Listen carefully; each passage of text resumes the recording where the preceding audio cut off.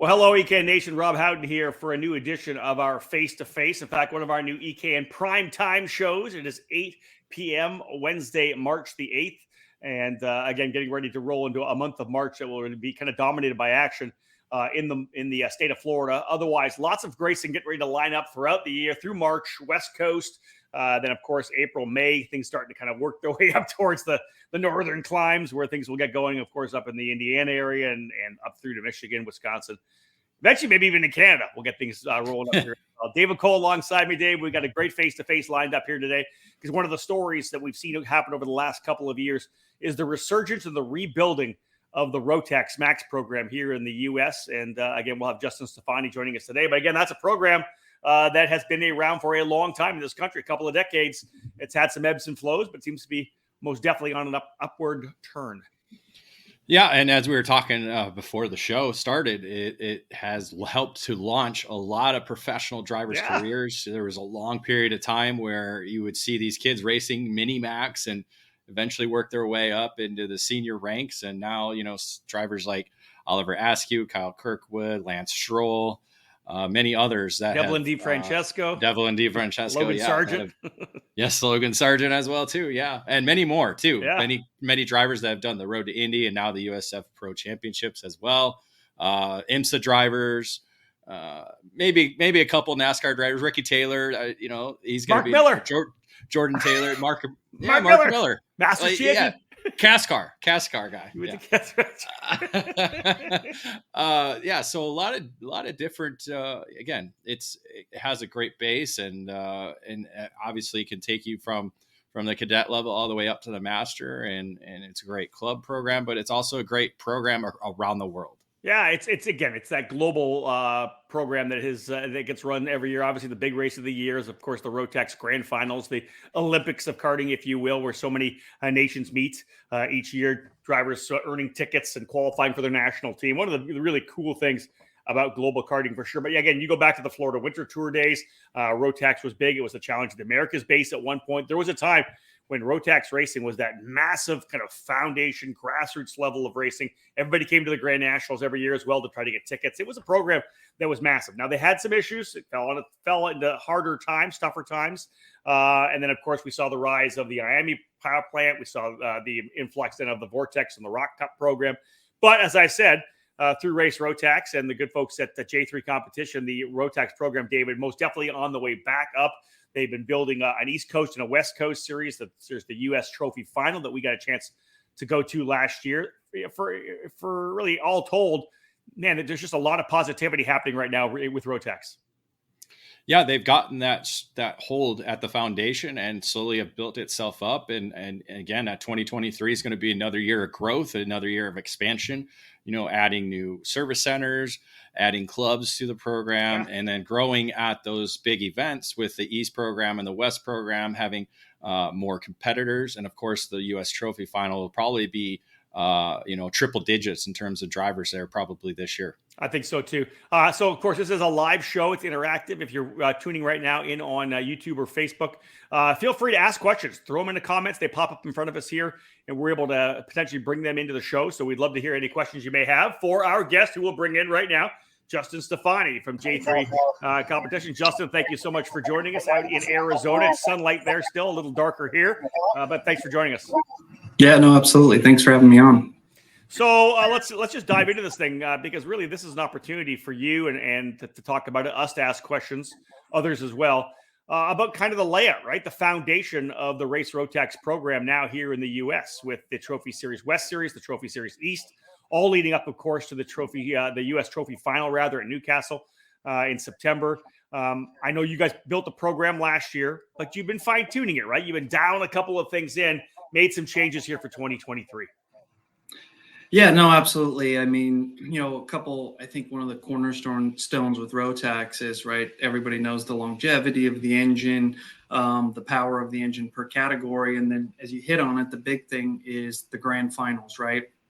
You can't really talk about the brand without talking about, okay, well, how does this link up to the grand finals? And so those, that's an event obviously that you have to earn. You can't pay for an entry for. So as Rotax has grown, as you talked about in the, earlier years, we would America would have multiple events, right, where you could hand out grand finals tickets.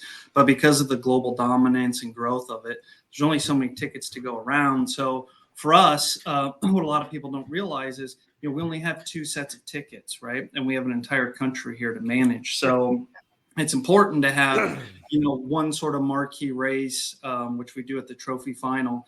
And we feel for the growth and for getting, newcomers in, as well as bringing some people from abroad to spice up the event. We leave 1 set of tickets open. So that only leaves us with 1 set of tickets to cover East and West. It's not like we can run a West series and hand out a ticket in East, some of these things that were done in the past. So last year we onboarded with an East and a West program where, they were their own individual series. You took your points from those either the East or the West championships, brought that to the final race, and whoever had the most points, East or West driver, then got that, what we would call a reserve ticket.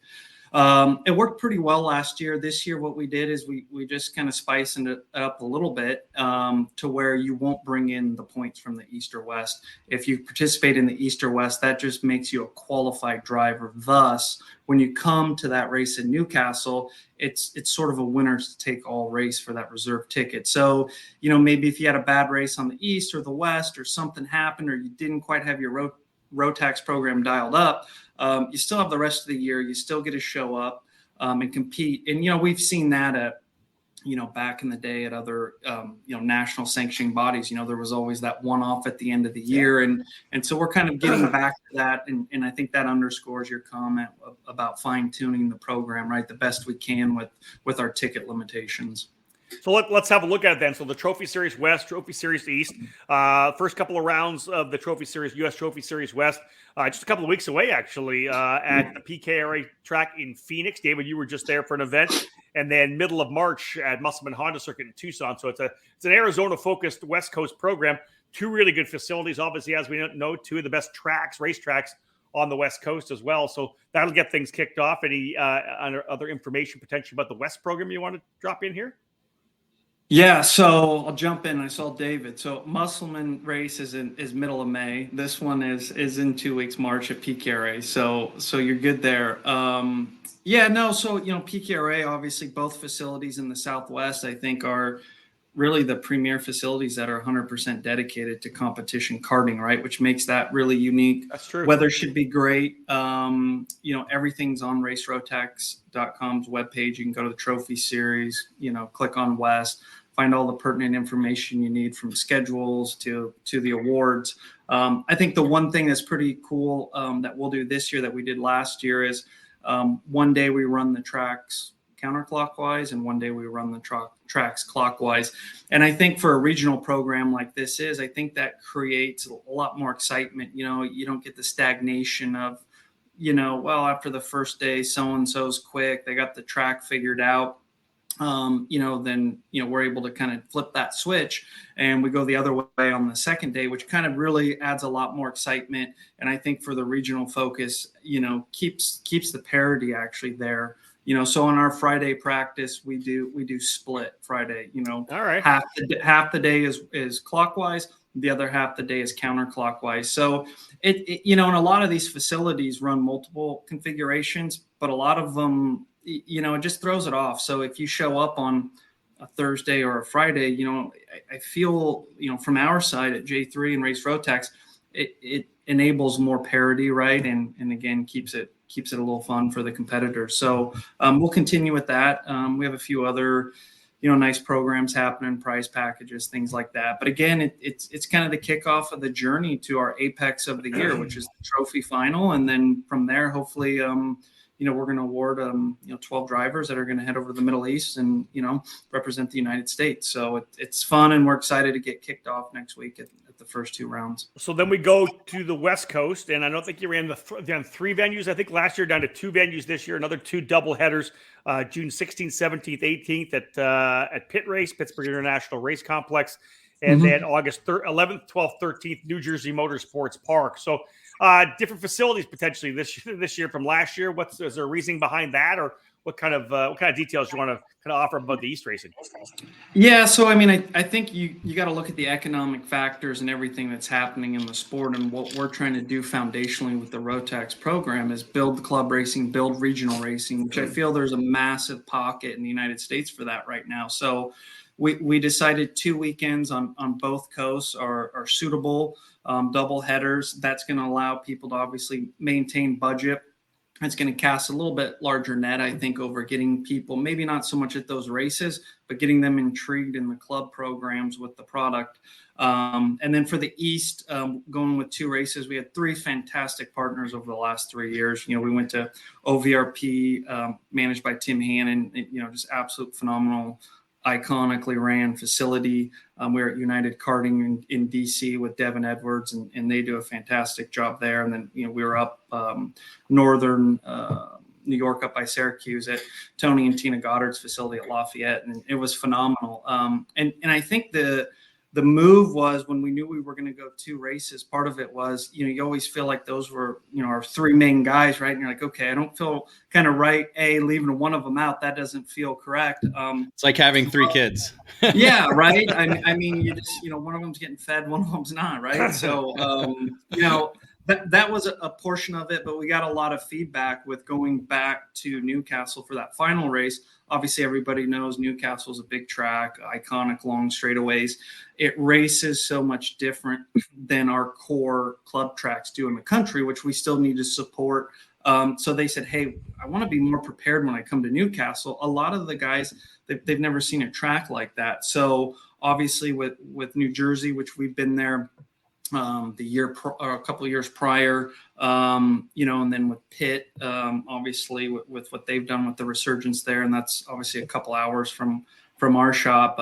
It just kind of worked where we thought there were 2 kind of fairly premier facilities, if you will, that kind of embodied a little bit more of a transition for when these people want to compete at Newcastle. So again, and it's 2 weekends, right? So it allows them still to compete heavily at whatever club track they're at, OVRP or United Karting or whatever. So we thought it was a really good sort of journey to be able to get everybody prepared so they're ready for that U.S. Trophy final event in September. Ahead of the season getting started, Justin, based on numbers, have you talked to some people? Are you expecting maybe some more shops to come in, some more teams to come in? What are your numbers looking like for the opening round at Phoenix? Are we going to see some growth here in 2023? Yeah, I don't honestly see probably a massive growth per se in the West and or East series. I do see growth, but what we've really seen is a larger growth in sales and a larger growth of people that own the engines that are competing at the club. Okay. What I will say that we'll see, and David hit on this, is we'll definitely be in the 100+-ish range when we get to the final. We'll see a couple of the, you know, air quote bigger teams, if you will. Not that that's our major goal, but we're going to see a lot of people that are just now kind of getting the engines. They don't quite feel like that they're maybe ready to compete at a Trophy East or West series, right? Even though they're very regional based, but they want to get it now. They want to be prepared to be able to come to the Newcastle race. And we'll even see that with a lot of the people that compete in our local Rotax categories at PKRA. You know, we'll probably have 20 people that 15 to 20 people that won't show up to the race just because, you know, they've had the package for 6 months, right? And they're still getting comfortable with it. And we've seen this over the years with everything, right? Even if it's a regional program, if it comes to town, you get some of the local guys that go, oh, I don't know if I'm ready for it, even though, you know, they are. But so no, we look for it to be a continual growth, and we look for the final to be another level up from where we were last year. So yeah, it's all exciting on this side. Let's talk about that final. It was, you know, the way the schedule was, you guys did a good job trying to find a time. We ended up going like the middle of October, and thankfully we had a really great weekend in Indiana in the middle of October. You've moved it up a month. It's actually September 14th, 15th, 16th, 17th, still at Newcastle Motorsports Park, but into the middle of September, weather's going to probably be even better. And there was a kind of a bit of a gap there to be able to have that event, which is great. Yeah, no, it was good. Working with Mike Adams was phenomenal, as you know, you guys know, in the facility there. And Mike, you know, pulled his notepad out and said, you know, here's my dates, and it was cool because we were able to actually book it when we were at the race. We had no conflicts. Obviously, last year we unfortunately had a conflict. Plus, then we had another series put their race on the week after ours. So then, it's just an accordion effect, right? So right now we look solid. So, we kind of had a year notice, right, on that event. And I think the weather should be better. I think that timing's better. I think when you kind of get into October, people are already switching gears towards the reality of, what does the Vegas kind of shenanigans look like? And that's where their focus and budget and headspace is at, which is fine. Big races for North America, arguably the world, right? Some of the biggest. So I think it gets us out of that gap, lets people sort of have a little bit more managed year. And then obviously with the grand finals being in Bahrain this year, we were there 2 years ago. That's a long haul. So a lot of people, might be apprehensive on that, even though it's an easy flight. It's a phenomenal country, very easy to get around in. But it just gives people another window, right, to book flights, to get reservations. That's true. And then also to be prepared for that. I don't want to say once in a lifetime opportunity, because people go repetitively, and I hope people like Derek Wang. Yeah, Derek, it's once in a lifetime. He's like a cat, nine lives, right? I think he's got 11. He might have 10. He might have 10 this year. So I think it's good, right? And then that allows us, obviously, then to kind of just plan and slowly manage what we have going into 2024. So it just works out really well, I think, for us, and I think it works out well for all of the shops and teams and competitors in the country as well. We pause our face-to-face broadcast for this quick commercial break. Stay tuned for more here on the EKN Radio Network.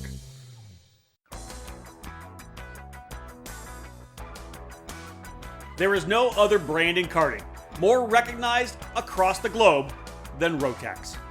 Race Rotax is proud to provide the platform for Rotaxians to compete across the United States, from the grassroots level all the way to the Rotax US Trophy Final. The road to Bahrain begins with the US Trophy Series West and East programs. The West kicks off with the opening 2 rounds at the PKRA facility in Arizona this March, and wraps up at the Musselman Honda Circuit in Tucson on May 12th, 13th, and 14th. The East Series begins on June 16th to 18th at Pit Race, and is followed by an event at New Jersey Motorsports Park on August 11th to 13th. The road to Bahrain continues with the Rotax US Trophy Final, which is scheduled for September 15th to 17th at the famed Newcastle Motorsports Park in Newcastle, Indiana. Tickets to the 2023 Rotax Max Challenge Grand Finals in Bahrain on December 2nd and 9th will be presented that weekend, providing racers with the opportunity to compete at the Olympics of karting. Visit racerotax.com to learn more about each Trophy Series program and the Trophy Final event. Race Rotax, an experience like no other.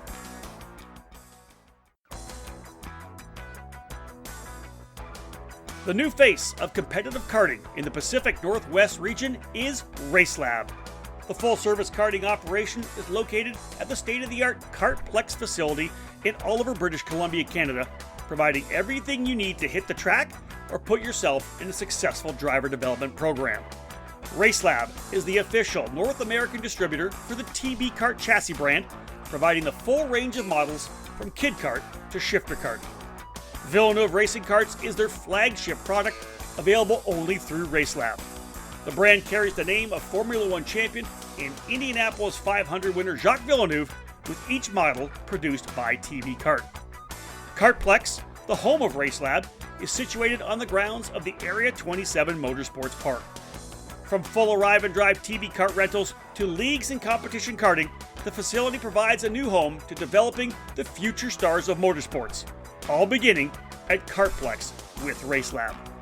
Follow RaceLab on social media on Facebook and Instagram, or load up their website at www.theracelab.ca to learn more about TB Kart and Villeneuve Racing Karts.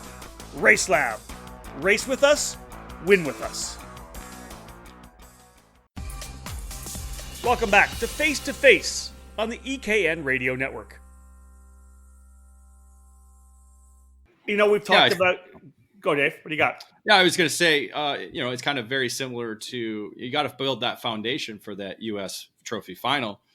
finding a right date is a key element. And then kind of hopefully this will be cemented in as you can on. And then, as you said, the club guys who are looking to put a big race on their calendar every year, this could be that event, and they'll go off to the West program or they'll go off to the East to at least get that feel for that. And then maybe go to the trophy final just to kind of, again, everybody wants that one big race on the year. Road racers, it's like, say, Daytona, or, dirt racers, it could be, Tulsa or something like that. But I think it's great to see kind of that foundation getting built with the event, but the date is obviously a key element to that. Yeah, it's like everything, you have to have sort of the apex, right, which is the trophy final, and then build a sensible journey for the competitors, right? And we know how big the sport of karting is, and sometimes it sort of gets shoehorned, and 2 or 3% of our actual sport dictates the other 97% of it. And it's really one of the major problems that we have is from a perception standpoint, people aren't looking at our sport as it is. They're looking at it through these other tinted glasses. And I don't mean that in a negative way. I just think it's the reality of where we're at. So for us, it's cool to have something that we say is as sustainable as possible in motorsports. There's nothing cheap in motorsports, but at least we have a journey that makes sense. It's attainable. And then as you follow this journey and you get to the apex, if you're successful at that, in my mind, and I've been to all of them around the world, I think it's genuinely the best race. And if you are able to get to that race and you're able to be successful, if you look at some of the drivers that have made it there and been successful, they end up making careers out of the sport. We have one that works here full time with us, and just absolutely phenomenal. But I mean, he won that race in 2013 in NOLA, and that cemented him into a career in the sport. So it's a real thing that doesn't require mom and dad to have a mid 6-figure budget to do it, and that's just the reality of it, right? One of the cool things too, and we talked about this a little bit, there's the regional programs, that's the Trophy Series West, the Trophy Series East. But even with just having the US Trophy Final, you've talked a lot, especially when we had you on earlier, Justin, talking about the fact when you brought in the Race Rotax program with J3, was the fact that you were focused on building the grassroots level, the foundation level, right? That was the initial edict of the Rotax program. It was going to be a club level racing engine that you took to service centers. Now you have a couple of new service centers we can talk about. Ohio Kart Parts and Race Factory getting signed up. You've announced them recently. The more service centers you have around, you're serving those clubs that run a tag program or a pure Rotax program. It feels to me you continue to push on developing that, that grassroots foundation that can feed your trophy series and of course the US final as well. That's so far away, so far removed from the top 5% you're talking about. Those national level programs where we EKN as well put a lot of focus on, covering. Sure. Yeah, and I think with Rotax, it's so unique because from my standpoint, and I think it's the only brand that cascades from grassroots all the way to high-end international racing. When you go to that grand finals, like that's the cream of the crop, right, of drivers around the globe. And so I think that's the thing that I think a lot of people don't quite get, because most products are either geared towards high-end professional racing, or they're geared for grassroots racing, or maybe they're somewhere in between, right? Where this product line doesn't change from, mini max, from grassroots mini max or junior max or senior max, all the way to the high end. The engine package in the program stays consistent. It's just you really go up this real Rotax racing pyramid, and I think for me that's awesome. And you mentioned Ohio Kart Parts and Race Factory, right? Ohio Kart Parts, owned by Chris McCrone. They're in the Cleveland area. They just made an announcement, a new facility that's going to be built in Cleveland. A lot of excitement there. And Race Liberante, who heads up the Race Factory MPG program, they're all over the country. They're a top-notch program. They're relocating, I think, to Whiteland, I believe. Yep, they got a big shop. They're building a big shop at Whiteland. Yeah, in that area. So, those are key people that understand the sport, right? They understand what the new people that come in and it's the first time they're spinning the turnstile under the door of the kart shop. what do I get in? And I always view it as it's, karting's a ride, you want to ride the ride. You don't want to be working on the ride all the time. And I just, the Rotax package is just that, you hit the button, the battery's charged up off the trickle charger that they provide in the kit, and you get to go out and make as many laps as you can, right? We're talking 80 hours, 100 hours on an engine platform. Now, as they get in the sport, they may, sort of obviously go down a different path, go, race a different series or whatever, which, there's no problem with that, because the more people that we're bringing into the sport, the more it makes it healthier. But I think we definitely have a phenomenal product, and it serves a significant purpose. And just to be able to have that product for what it is, but again, not just to keep underscoring it, but it has a journey from grassroots to becoming a professional in this sport. It's just an exciting program to be part of, to be honest. Can you step back or give us maybe a 30,000-foot view of the kind of journey? You mentioned journey, but how about the journey of Race Rotax? Since when you guys decided that you were going to make a move and pick up this brand that hadn't really had no place at that point in the U.S. to where you are right now. Obviously, it's been a pretty great journey for you guys. You've been building slowly. And I know you've had a focus on taking the right steps at the right time, not overshooting anything in each year. It's been a kind of a methodical kind of step. Can you give us your thoughts maybe on the overall run through the last couple of years? Yeah. It's been interesting, right? And then obviously we had the COVID hiccup in between it, right? So we've had sort of everything thrown at us, that you could have thrown at you, right? Especially, in a market that's probably controlled predominantly by one brand. So no, I give a lot of kudos to Rotax, Stefan Gruber and Helmut and some of the people there, but I give a tremendous amount, obviously, to my business partners, Jim and John Giacomelli. I think just a tip of the hat, I guess, not sounding too arrogant, but I struggle to find somebody in the United States that would have had the backbone to stick to this program and fundamentally do what we've done, which is build something from ashes.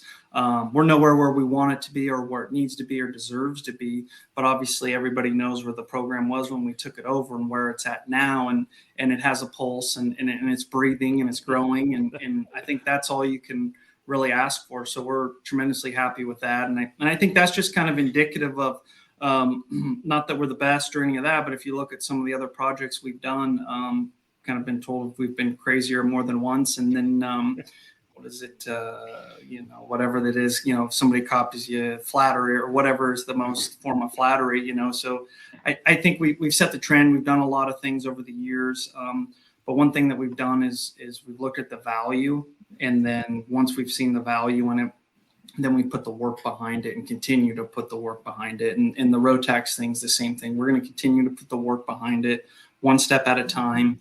So it's been a journey. It's been tough. I'm not saying behind closed doors. Sometimes you're not like, holy cow, what do we do? In this game, and no different than you guys, 60, 50, whatever hour work weeks are normal. But sometimes when you're on, 30, 40 days in a row at 12 hours a day. But that's what drives you. I struggle to think of anything else I'd rather do. Right. And I know it's everybody that works in our company, we all have that, what about this road less traveled or whatever. And we're definitely on the right path. And like I said, the product's good. And it's exciting, and knowing how much work that we've put in over those last 4 years to get to where we're at and to where we're going to go is, it's good. So no complaints. You mentioned bringing new people into the sport. I want to go with this because it was very interesting. So, as I was preparing for the Super Nationals, my run last November, I decided to go down to the Alan Rudolph Racing Academy, right? I'd spend a day with Alan, something I wanted to do anyways, but I wanted to see where I was and see if he could fine tune me a little bit, learning a new track very quickly. I'd never driven that track before. So that was kind of part of my idea. But for the first time in 20 years, I raced a Rotax. I drove a Rotax. I drove one, I think, back in, I want to say 2002 or 2003, something like that, in the Florida Winter Tour. But I had a chance to drive it, and again, like you said, push the button and away you go. And we had, I had a great time driving the engine. It's a fantastic engine and a fantastic school engine as well. And here's where I'm kind of transitioning here is that really cool news came out recently that you guys are working together with Ryan Norberg and his Norberg Racing Academy to have Rotax be the engine for his school, which I thought was a really great move for you guys. Yeah, no, it was Ryan reached out. I want to say it was maybe end of last year. So I called him up, and obviously we'd been last year we started Competition University out here in Arizona, which Oliver Hodgson runs, and that's we're probably 98%, just throwing a number out because I don't want to say 100 Rotax. So we talked a little bit about it and kind of what he wanted to do, and obviously that was really an easy fit.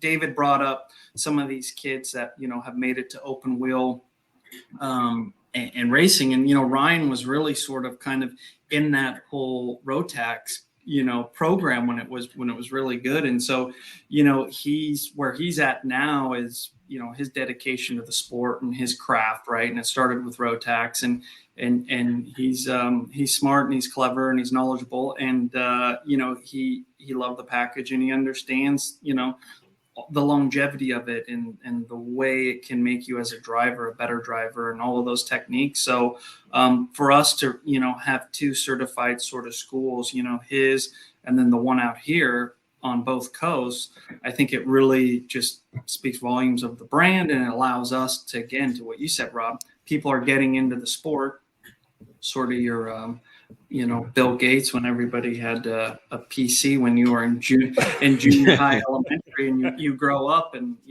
nobody bought an Apple because in 7th, 8th, 9th grade, whatever it was, you learned Word, right? So you went and bought a PC. So anyways, it's really great, and like you said, people get in it and they can drive, and the best thing is the longevity, and it starts, and amongst a million other things, you're able to do your schooling, right, and spend your time doing laps, not spending time saying, hey, we're going to go to the coffee bar and have a drink while the mechanic fixes something. And I think that speaks volumes of, especially if you're getting people into the sport, right? You come to drive and say, wow, that was fun.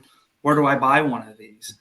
As opposed to, wow, that was pretty fun when I was out there. Like, I don't know if I have, 15 hours a week to maintain a race car in my garage, right? Are we going to see any other potential schools? Maybe is that something you guys are looking at as well down the line? More. There's a couple potential inquiries that are sort of in the hopper, as you would say, but obviously we're relatively selective, right? We want to be, and not saying there aren't other good people out there that can do driver training, but you want to make sure that it's really sort of encompassing the brand values of Rotax, because anytime you're taking a brand of that nature, right, and you're tagging it to somebody, there has to be a phenomenal amount of trust, and there has to be a phenomenal sort of back end detail work to make sure that everything's represented correctly. So there's a few options. Will it happen this year? I would struggle to say what happened before the end of the year, but there's definitely some more inquiries and some potential in that area. We pause our face-to-face broadcast for this quick commercial break. Stay tuned for more here on the EKN Radio Network.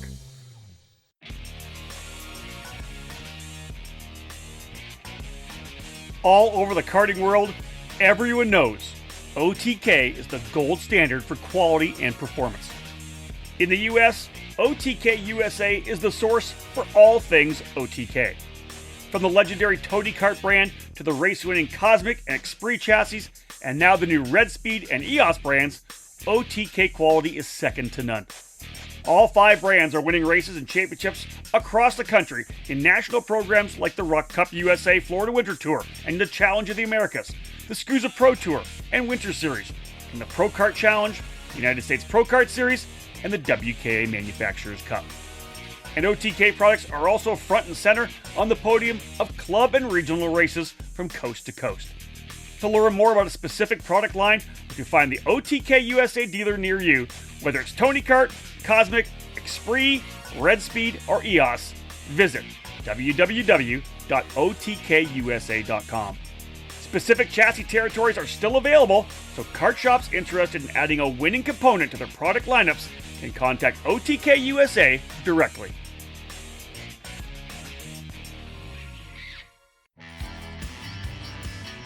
Motor mounts, They keep your engine attached to your chassis, right? The answer is, they're much more important than that. Your motor mount is critical in transferring 100% of the power from your engine through to your tires and the racetrack. You need this to get on the podium each and every time you race. Odenthal Racing Products is here for you, providing the best motor mounts on the karting market today, all designed to make sure you're using all the horsepower you pay for. Odenthal Racing Products is a family-owned and operated business with decades of karting experience in providing products with unmatched quality and value for our racing community. The Pro Series mount for 2-cycle engines, which is available in 0, 5, and 8-degree inclinations, provides a rigid structure to help keep vibration to a minimum without adding too much weight to your setup. The 4-cycle Easy Set system is one of the most popular mounts for the Briggs & Stratton 206 power plant.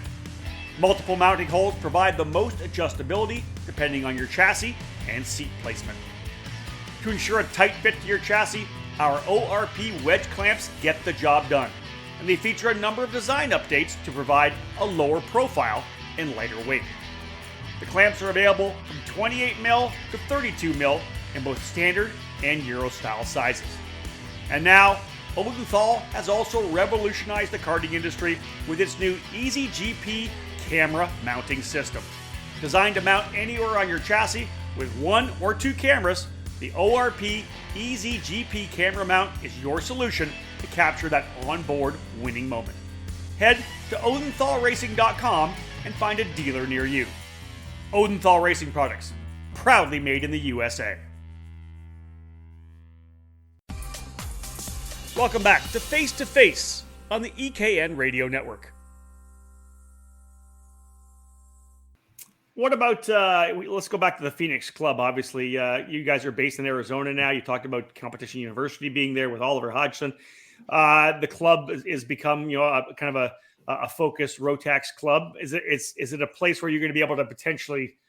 I'll segue to the Club Max program, but where you can kind of try things out. You guys are doing something different there at Phoenix, right? Which we talked about before we came on air, which I thought was very interesting. Yeah. So, it's been almost 5 years now. And so what we've done is we've based the competition side of our business out here. Our distribution side is still based in Pennsylvania. So with that phenomenal facility here at PKR8, about 20 minutes from us, and we've onboarded the Rotax program here, which has really revitalized the 2-cycle racing market here in Phoenix, for all the things that we talked about. And one things that we've noticed and we've onboarded is our senior category out here, where we don't actually use a senior engine. We use a junior engine, and there's some people that are locals that wish we use the senior, and part of me wishes that we use the senior as well. The senior Rotax engine is a phenomenal piece with, it's got the power valve. It's about 30 horsepower, where our junior max package doesn't have the power valve. It's about 24 horsepower, right? So you're looking at about 80 hours, give or take, maintenance on that. And, Rob, you did some racing this year, and Dave does a little bit. 24 horsepower in a kart, that's going to give you a workout, right? It is, so, yeah.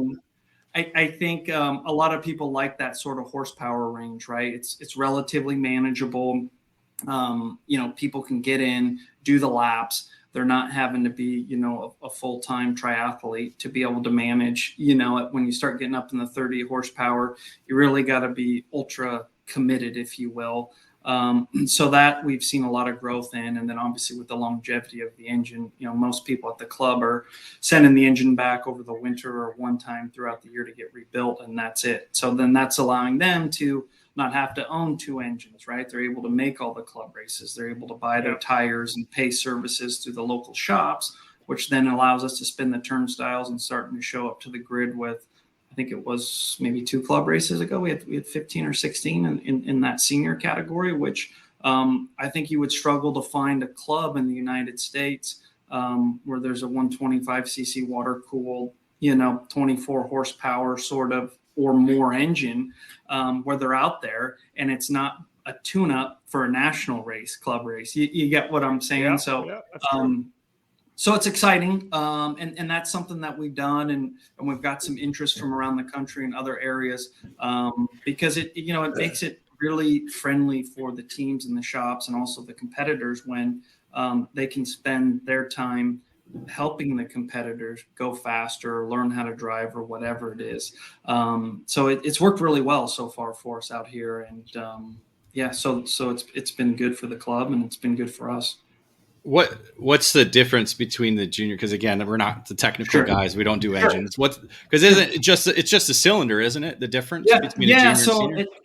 So and that's the one thing that I guess you shouldn't assume everybody knows, because there could be some listeners that won't. The actual base of the engine from when you go from micro max all the way up to senior max is the same, right? Your wiring, loom, all of these things.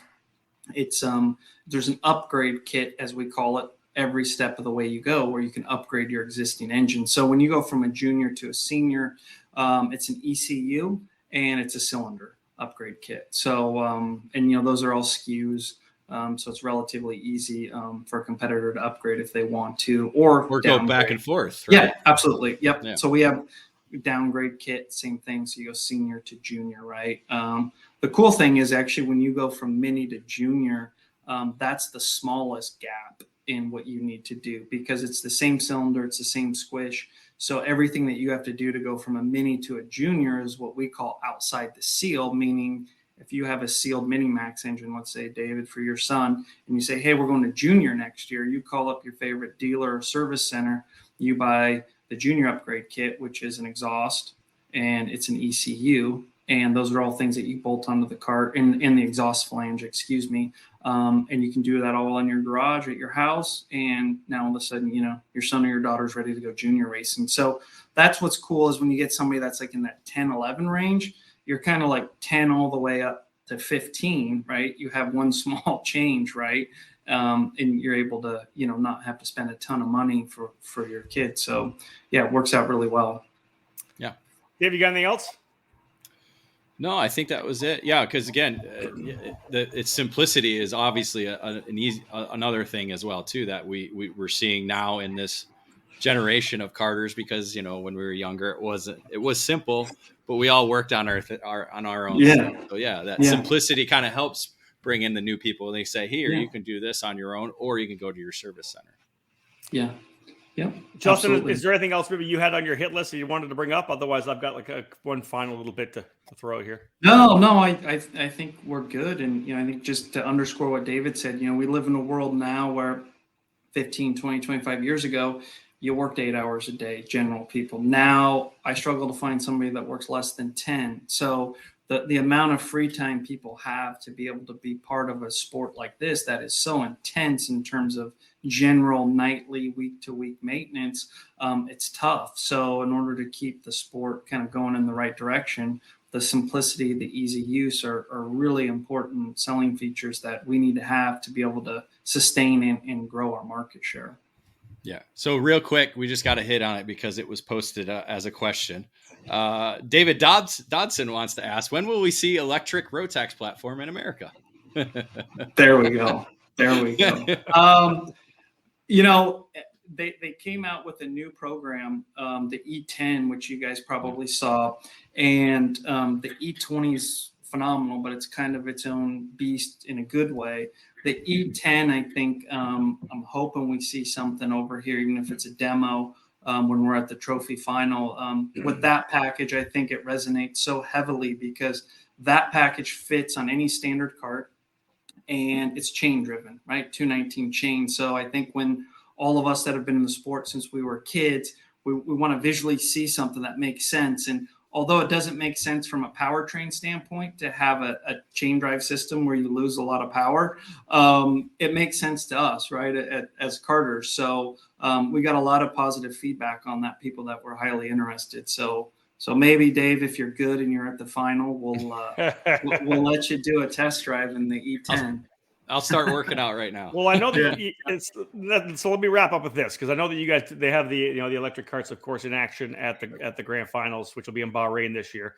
We talk all about the grassroots level, what you guys have done to rebuild the Rotax program to the same ideologies it had when it first came out, to be this club engine that was easily serviced to go racing with, and the Grand Nationals. But Justin, you throw yourself and think back about going to some of these grand finals. It's interesting. I think, just emotionally for you guys could go from being racers yourself. I got lots of pictures over here in the archive of you running a Margay back in the day, or a Tony Carter.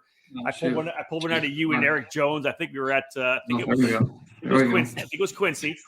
But how's it feel to be going to be taking a national team, which is essentially your national team for all intents and purposes, when you guys go to these big events? Everybody's decked out.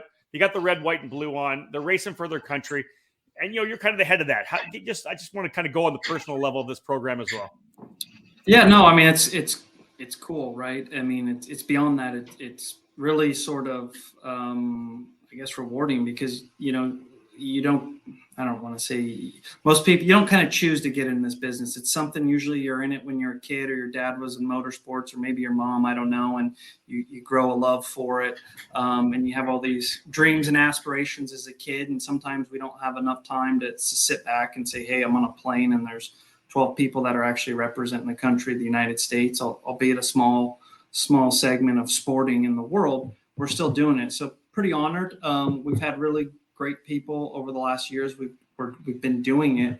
And I think one of our sort of mandates this year is, the guys around here hear me say it all the time, but it's time to elevate Team USA this year. And we're looking to go to Bahrain. And, I got a big challenge really to any American driver out there that is racing Rotax now, or they're not racing Rotax right now.